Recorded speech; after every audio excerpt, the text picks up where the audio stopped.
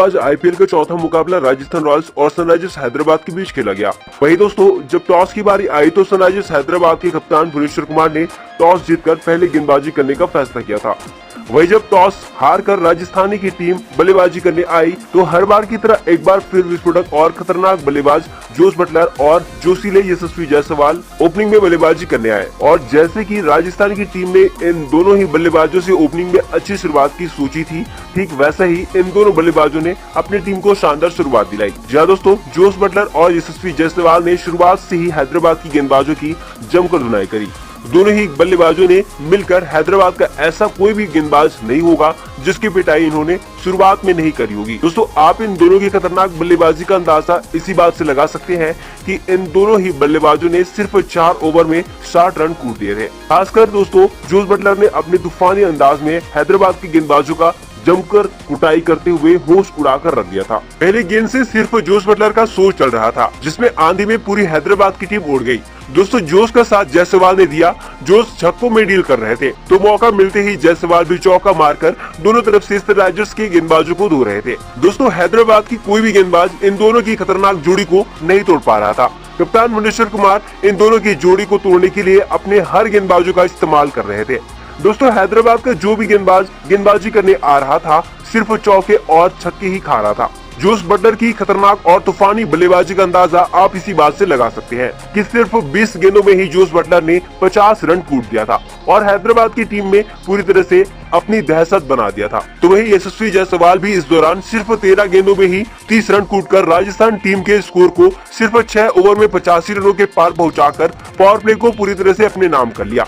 दोस्तों टॉस जीतकर भुवनेश्वर कुमार का राजस्थान को पहले बल्लेबाजी करवाने का फैसला पूरी तरह से गलत साबित होता दिख रहा था। हालांकि जैसे ही पावर प्ले खत्म हुआ आखिरकार हैदराबाद टीम को पहला विकेट मिला।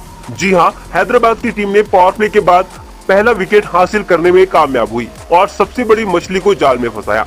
दोस्तों 85 रन के स्कोर पर राजस्थान रॉयल्स की टीम का पहला विकेट खतरनाक बल्लेबाज जोस बटलर के रूप में गिरा। जोस बटलर 22 गेंद में 54 रन बनाकर आउट हुए। हैदराबाद की गेंदबाज फजल हक फारूकी ने 6वें ओवर में 3 चौका खाने के बाद 5वीं गेंद पर बटलर को क्लीन बोल्ड करके अपनी टीम को सबसे बड़ी सफलता दिलाई।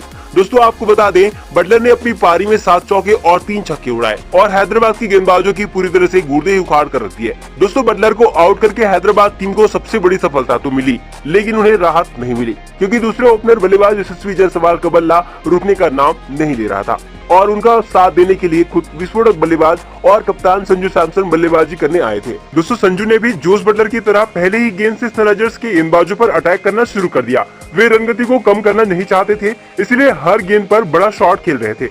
वहीं यशस्वी जायसवाल भी बटलर के जाने के बाद खुद मोर्चा संभाल लिया। अब दोस्तों दोनों तरफ से SRH के गेंदबाजों की कुटाई हो रही थी। उन्हें बचने का कोई मौका ही नहीं मिल रहा था। महज 8 ओवर में दोनों बल्लेबाजों ने राजस्थान के स्कोर को 100 के पार पहुंचा दिया। इससे आप समझ सकते हैं मैदान पर गेंदबाजों की किस बेरहमी से कुटाई हो रही थी। दोस्तों इसी बीच यशस्वी जायसवाल ने भी अपना अर्धशतक सिर्फ 35 गेंदों में पूरा कर लिया था। मतलब राजस्थान के दोनों ओपनर अर्धशतक बना चुके थे।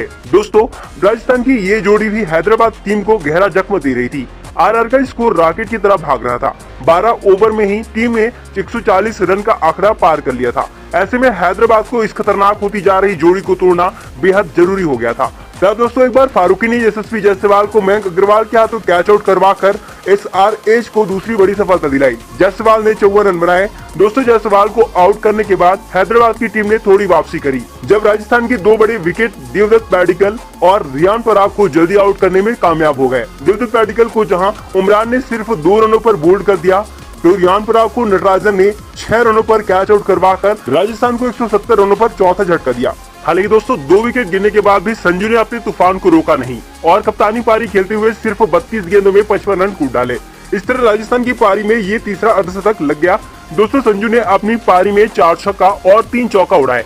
हालांकि दोस्तों अर्धशतक के बाद संजू सैमसन क्रीज पर ज्यादा देर तक टिक नहीं पाए। नटराजन ने बाउंड्री किनारे संजू को अभिषेक शर्मा के हाथों कैच आउट करवाकर संजू नाम के तूफान को भी रोक दिया। दोस्तों संजू के आउट होते ही सिमरॉन हैटमायर ने 6वें नंबर पर आकर मोर्चा संभाला और 16 गेंदों में नाबाद 32 रन बनाकर राजस्थान के स्कोर को 20 ओवर में 203 रनों तक पहुंचा दिया। हालांकि 200 रन बनने के बाद भी हैदराबाद ने इस मैच में वापसी करने में कामयाब रही क्योंकि दोस्तों एक समय राजस्थान का स्कोर 230 रनों के पार जाता दिखाई दे रहा था।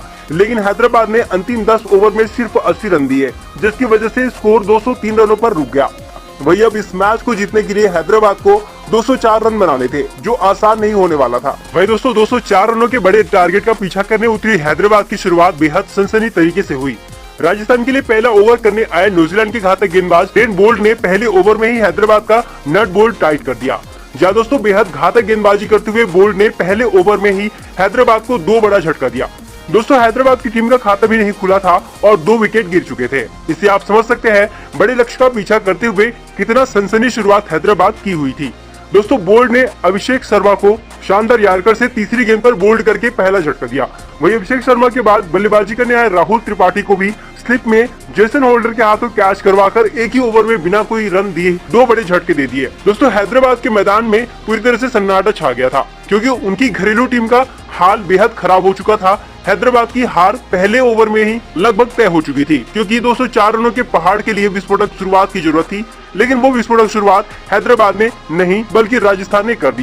दोस्तों पहले ओवर में 2 विकेट गिरने की वजह से हैदराबाद की टीम पावर प्ले का फायदा नहीं उठा पाई, जहां राजस्थान ने पावर प्ले में 85 रन जड़ दिए थे, तो वहीं हैदराबाद सिर्फ 30 रन ही बना पाई। ऐसे में मुश्किलें हैदराबाद के लिए काफी बढ़ चुकी थी। मयंक अग्रवाल और इंग्लैंड के हैरी ब्रुक्स पर दबाव था कि वो रनगति की रफ्तार को बढ़ाए, लेकिन दोस्तों दबाव में मयंक अग्रवाल और हैरी ब्रुक्स के साथ साथ पूरे हैदराबाद के बल्लेबाज बिखर गए। जिस तरह गेंदबाजी में SRH के गेंदबाज घुटने टेक दिए थे, उसी तरह उनके बल्लेबाज भी राजस्थान के गेंदबाजों के आगे घुटने टेक दिए। इसका अंदाजा आप इसी बात से लगा सकते हैं, 204 रनों का पीछा करते हुए हैदराबाद की टीम 10 ओवर में 52 रनों पर 6 विकेट गंवा बैठी।